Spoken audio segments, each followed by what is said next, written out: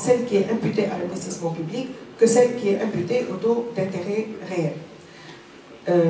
Et donc, les recommandations en fait de ce papier-là, c'est d'améliorer le cadre institutionnel et juridique et réduire les entraves administratives qui devraient améliorer les investissements privés en Tunisie. Donc, jouer sur le taux d'intérêt, oui, mais il y a des déterminants qui sont beaucoup plus importants que la variation du taux d'intérêt pour améliorer l'investissement.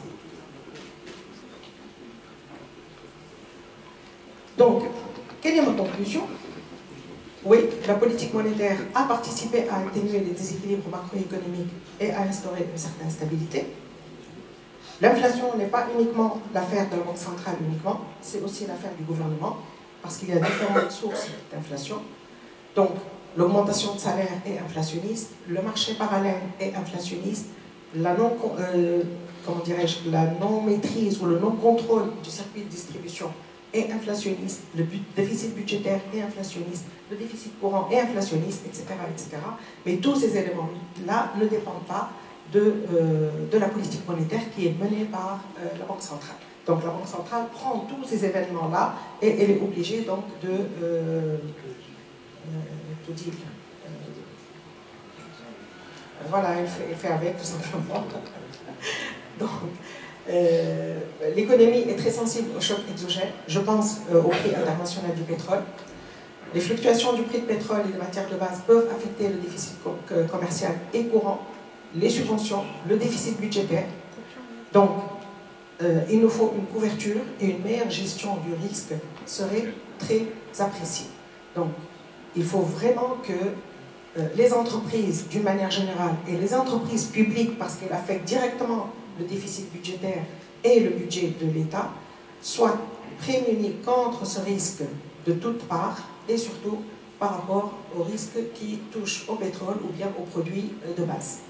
Bien sûr, on insiste toujours sur la coordination entre la politique budgétaire et la politique monétaire, voire la politique commerciale. On parle aussi aujourd'hui de plus en plus de limiter les importations comme une manière un peu de limiter aussi l'érosion de devises. Donc il faudrait coordonner avec la politique commerciale, mais on n'a pas les mains aussi libres qu'on voudrait l'avoir, étant donné les accords signés avec les différents partenaires et avec les différents partenaires commerciaux et surtout aussi les engagements par rapport aux bailleurs de fonds. Je reprends mon idée initiale pour dire que le retour de la croissance et la création de richesses reste la clé pour atténuer tous ces déséquilibres-là. Donc rien ne sera fait si la croissance n'est pas de retour.